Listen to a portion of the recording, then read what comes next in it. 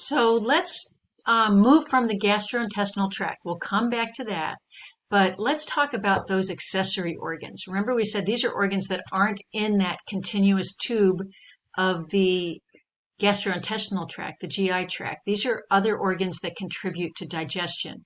And the first one I wanted to talk about is the pancreas. And so we looked at where the pancreas is. Here's another picture of it. If you look at the stomach, they kind of lifted the liver up a little bit.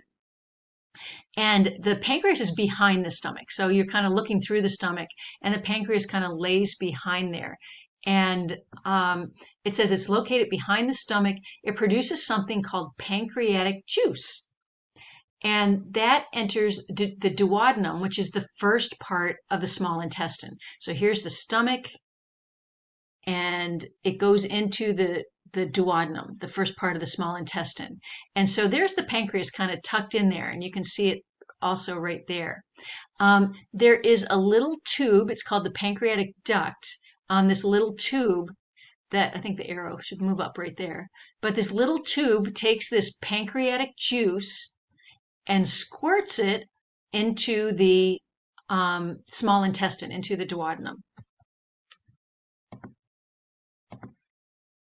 So what the heck is a pancreatic juice? The pancreatic juice contains sodium bicarbonate. And that might sound familiar because that's baking soda. And you might be familiar that baking soda has a pH that's alkaline. So the stomach has that stomach acid in it. And but when we defecate, if we send that stomach acid down the small intestine, when we defecate, our feces aren't coming out acidic. If they did, it would hurt. But they're not. They come out with more of a neutral pH. And that's because when the chyme from the stomach goes in the small intestine, the pancreas squirts some pancreatic juice into the small intestine, and in that juice is some sodium bicarbonate, some baking soda. So when we take the acid from the stomach and the base, the sodium bicarbonate from the pancreas, and we mix them together, we get a neutral pH. So the pancreas is really important in making that sodium bicarbonate to neutralize the pH of the contents of the small intestine. The other thing the pancreas is making are digestive enzymes. So we said in the previous video that the small intestine is the most important organ to digest our food. Well, how does it digest it? It uses enzymes made in the pancreas, and they're secreted into the duodenum, the first part of the small intestine. And that's where all those enzymes, those lipases and proteases and amylases, are squirt into the small intestine. So that pancreatic juice is really important to squirt through the pancreatic duct into the small intestine, sodium bicarbonate, and digestive enzymes. Together, all of that is called pancreatic juice. You're probably familiar with the pancreas because it produces insulin. So in addition to being an important organ in digestion, the pancreas is also an important endocrine organ because it makes the hormone insulin. And we're not going to talk about that right now, but that is, the pancreas is really important. You can't live without your pancreas. It's got a critical role. Okay. So our second accessory organ, so we had pancreas. Let's look at the liver. So the liver is our second accessory organ. It says it lies mainly in the upper right abdominal cavity under the diaphragm. Remember, the diaphragm is the muscle that separates the thoracic cavity from the abdominal cavity. They don't show it on this picture. But when you put your hand on what you think you're putting your hand on your stomach, and you're saying, boy, am I hungry, and you feel your stomach, you're actually touching, your hand is right above your liver. It's superficial to your liver. So your liver is quite a large organ, and it's kind of where you think your stomach's going to be. Your stomach's kind of tucked underneath your liver. So, and it's mostly, there's more liver on the right side than your left side. So the biggest part of your liver is on your right side. And so the liver's got a lot of functions. I'm going to try to give you a couple functions to that you can relate to that the liver does, but it does a lot of different things. Again, we cannot survive without our liver for very long. It's essential for life. So what happens with the liver? The blood from the digestive tract, and I'll show you a picture of this. So we've got food in in the stomach, in the intestines, and in the stomach, the alcohol gets absorbed into the bloodstream. That food goes in the small intestine. The nutrients get absorbed in the bloodstream. The first place where that goes is the nutrients absorbed into the blood from the digestive tract move those nutrients into the liver. The blood moves the nutrients into the liver, and the liver removes toxins before that blood is spread throughout the body. So the blood coming from the stomach and the small intestines are sent right to the liver. And the liver's really important in removing toxins in our food. There are all sorts of things in our food that are potentially toxic. Foods that are healthy for us have things in them that are potentially toxic, but we've evolved to remove toxins from certain kinds of toxins with our liver. And so our liver removes certain toxins from our food before that's spread throughout the body. Another thing the liver does is it destroys old red blood cells. And so the liver, our blood circulating through the liver all day long. Every drop of our blood gets through our liver many, many times during the day.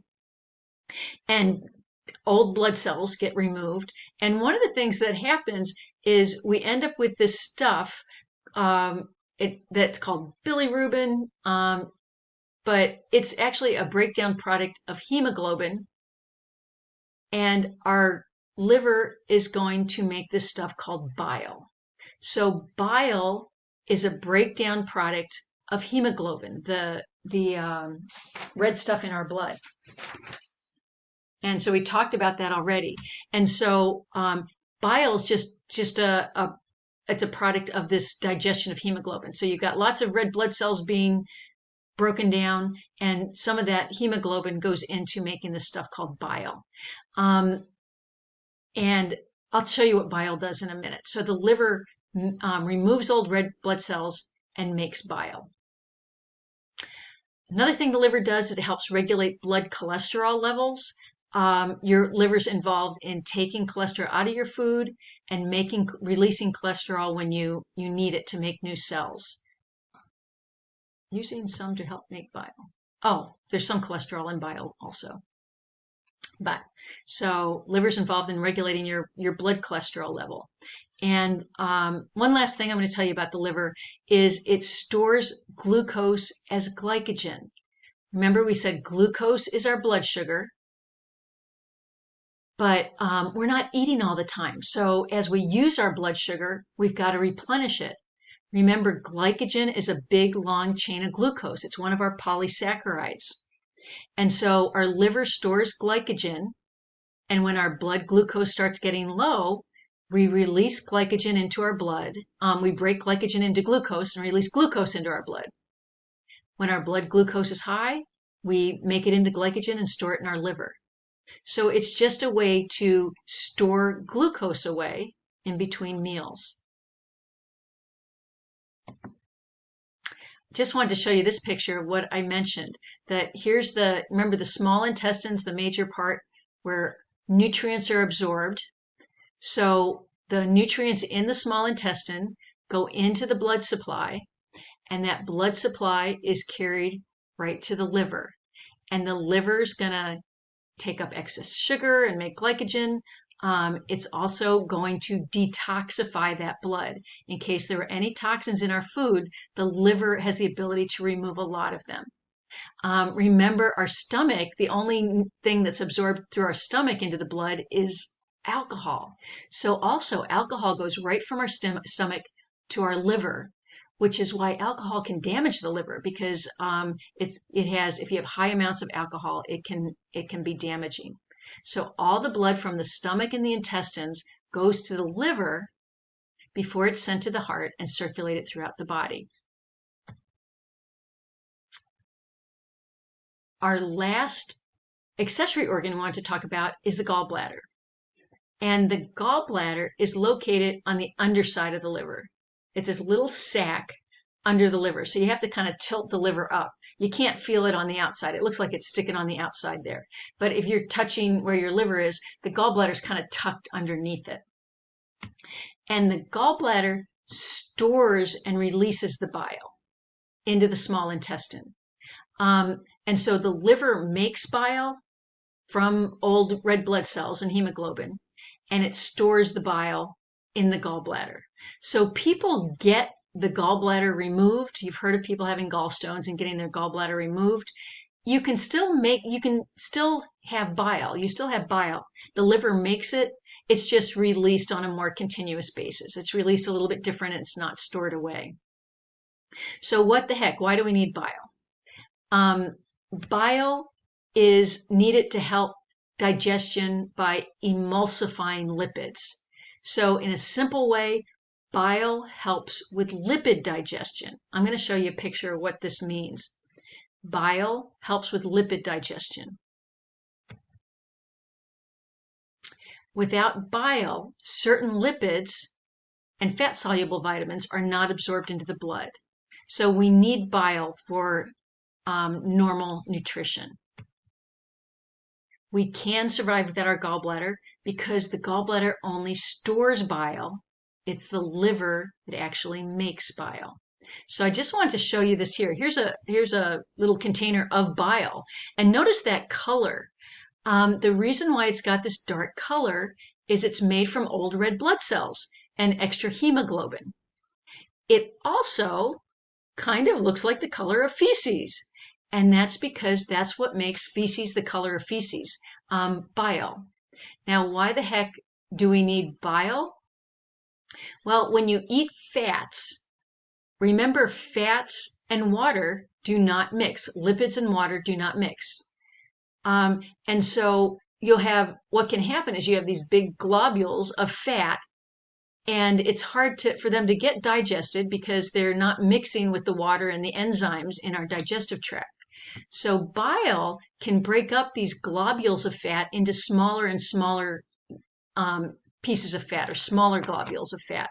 And that gives them more surface area and allows fats and other lipids to be digested. So you might find if you've got your gallbladder removed that you might get some digestive discomfort if you eat a lot of fat, because you might not have enough bile available to digest fat effectively.